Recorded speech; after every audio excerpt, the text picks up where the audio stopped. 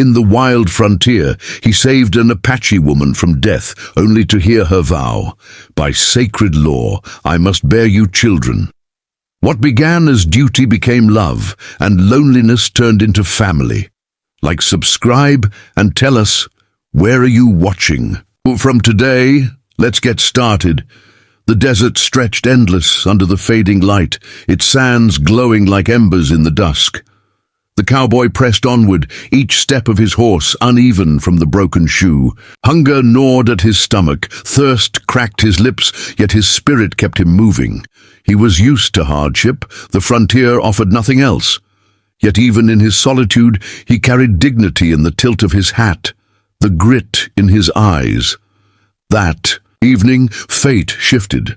Ahead, a scuffle broke the silence, men circling, voices raised, and a woman's cry piercing the vast emptiness of the canyon floor. He spurred his weary horse forward, instincts sharpening with every breath. A small group of raiders had cornered an Apache woman, no older than her 20s, her dark braids loose, her dress torn from the struggle. They laughed as they moved in, knives gleaming in the firelight. The cowboy's hand tightened around the worn grip of his revolver. His world had taught him not to interfere, to walk past suffering and mind his own survival. Yet something inside refused to let him turn away. He knew cruelty when he saw it, and this he could not allow. The first shot cracked through the canyon. Like thunder, one raider fell instantly, his weapon clattering to the dirt. The others spun in shock, faces hardening into fury. The cowboy swung down from his saddle, revolver steady, each pull of the trigger another heartbeat spent. Dust swirled, hooves stamped, and the air burned with smoke and fear. By the time silence returned, the raiders lay scattered across the ground, their laughter silenced forever. The woman stood frozen, eyes wide, not in fear of the men, but of the stranger who had appeared like a ghost. He lowered his revolver, holstering it with a steady breath. His horse snorted, shifting restlessly, as if sensing the tension still thick in the air. The Apache woman's eyes burned into him, sharp and unyielding, her body rigid like a cornered animal. She did not thank him. Instead, she remained silent, watching every movement as though weighing whether he was rescuer or captor. The cowboy only tipped his hat and spoke low. "You're safe now?" The words were simple, but they hung between them. Fragile, like something neither could quite believe. They set camp not far from the canyon wall, where a dying fire offered flickering warmth. The cowboy gathered branches and kindled flames, his hands rough yet careful in their work. Across from him, she sat rigid, her posture betraying both exhaustion and suspicion. The desert wind carried ash and silence, wrapping them both in a cocoon of unspoken questions. He stole glances when she looked away, noticing the dirt on her cheeks, the weariness in her shoulders, the faint cut along her jawline. She was not weak, only worn by struggle. He recognized the same shadows in himself. For a long while, neither spoke. The crackle of fire and the distant cry of coyotes were their only companions. She kept her gaze fixed on the flames, refusing to meet his eyes. But when the silence grew heavy, she shifted, her voice breaking the stillness. It was quiet at first, almost unsure, but laced with an authority that seemed older than she was. "You saved me," she said, her English broken but clear. The cowboy lifted his head, caught off guard by her words. She continued, her gaze sharp now, pinning him where he sat. "So now, sacred law." He frowned, unsure of her meaning. Her voice strengthened, her tone certain, as though she was reciting something passed down from generations. "Sacred law say, I must bear you children." Her words landed like stones, their weight more powerful than any gunshot. The cowboy blinked, his heart thudding with confusion. He had expected anger, gratitude, or perhaps nothing at all, but not this. His throat tightened. He looked at her, really looked, seeing not just the woman before him, but the force of her people, her traditions, her unbroken spirit carved by centuries of survival. For a moment, the fire seemed to dim, and the desert grew colder. He leaned back, his weathered hat casting shadows over his eyes, trying to process what had just been spoken. To him, children were born of love or chance, not obligation. Yet here she was, offering her very future as though it were a debt to be paid. His breath caught, and he whispered more to himself than to her, "That's not what I saved you for." But she did not look away. Her expression was firm, her posture unyielding, as though his refusal was not hers to accept. He saw her hand tremble ever so slightly, though her face betrayed no fear. This was not an offering of affection. It was duty, honor, tradition.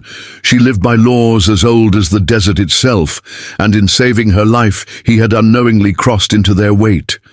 He wanted to tell her that he sought no reward, that the thought of forcing her into something she did not want sickened him. Yet when he opened his mouth, the words tangled, because in her tone, in the conviction of her eyes, he realized she believed it was not burden, but balance. The cowboy shifted, closer to the fire, his voice low, rough like gravel yet steady. "I don't need you to repay me." She shook her head, her braids brushing against her shoulders, her lips tightening. "Not repay, law." Her words were sharp, final, and in them he heard not only tradition, but survival. The Apache people had endured countless storms, both from the land and from those who sought to erase them. For her, following sacred law was not a choice. It was existence itself. And suddenly, he wondered if refusing her would wound her more than accepting ever could. He studied her face, the faint scars that told stories, the stubborn set of her jaw. Her blindness to his fear only heightened his own. She was strong, yes, but broken in ways the eye could not see, shaped by grief, by loss, by endurance. He thought of himself, a man wandering without home, without family, haunted by the emptiness of his cabin and the long silence of nights. For the first time, he saw not just a woman across from him, but a reflection of his own loneliness. Maybe sacred law was not binding chains. It was an unexpected bridge. The fire burned low, casting shadows that swayed against the canyon walls. Neither of them moved for a long time. The desert was vast, merciless, but within this circle of light, something fragile had begun to take root. The cowboy pulled his coat tighter around his shoulders, his mind still torn between disbelief and fate. Across from him, the Apache woman sat straight-backed, her eyes reflecting the glow of embers, unblinking, unafraid. The night pressed close, and though no decision had been spoken, both of them knew that something irreversible had begun in the silence. The cowboy's first instinct was to shake his head, to tell her again and again that he wanted nothing from her. "I saved you because it was right," he said one morning, his voice hoarse with honesty, "not because of some bargain." But every time he spoke against it, she only lifted her chin higher, her eyes steady and proud. "Law," she repeated, softly as though the word itself was sacred stone. He realized then it wasn't about what he wanted. It was about what she believed she owed the world, her ancestors, and now to him.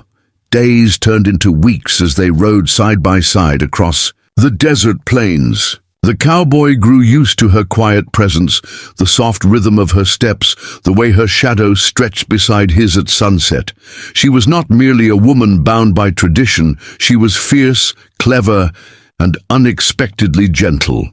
She gathered herbs to heal his horse's limp, showed him where water hid beneath stone, and once, when he woke at night, he caught her, humming a low song to the stars. Slowly, her existence softened the edges of his loneliness. At first, he feared she stayed out of duty, not choice. But one evening, as firelight flickered against her face, she laughed at his clumsy attempt to cook beans. The sound startled him, bright and free. "You no good cook," she teased, her broken English sharp but playful.